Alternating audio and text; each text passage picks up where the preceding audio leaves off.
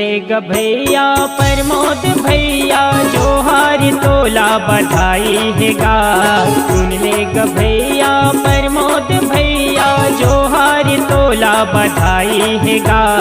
बछर भर में तोला ग भैया जन्मदिन के बधाई है गा। बछर भर माँ तोला ग भैया जन्मदिन के बधाई है गा।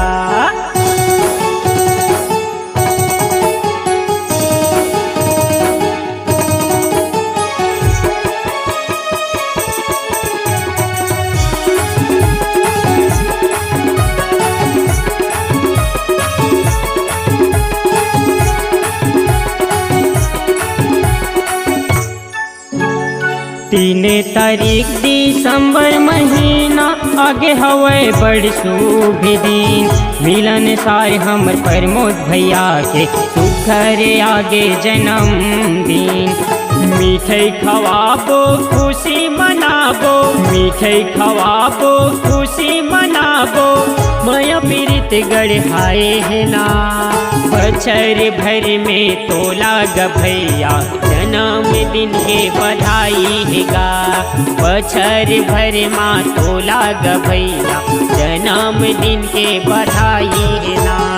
सुन ले ग भैया प्रमोद भैया जोहार तोला बधाई है गा। बछर भर में तोला ग भैया जन्मदिन के बधाई है गा। बछर भर माँ तोला ग भैया जन्मदिन के बधाई है ना।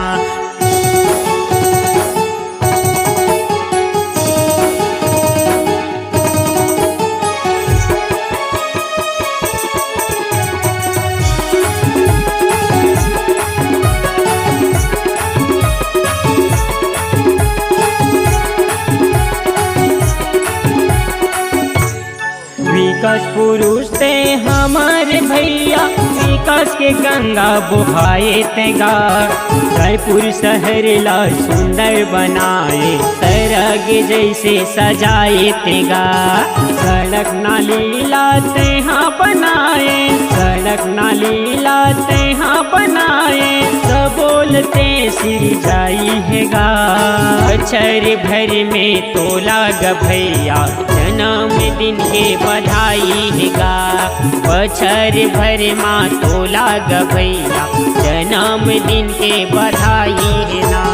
सुन ले ग भैया प्रमोद भैया जोहार तोला बधाई है गा। बछर भर में तोला ग भैया जन्मदिन के बधाई है गा। बछर भर माँ तोला ग भैया जन्मदिन के बधाई है ना।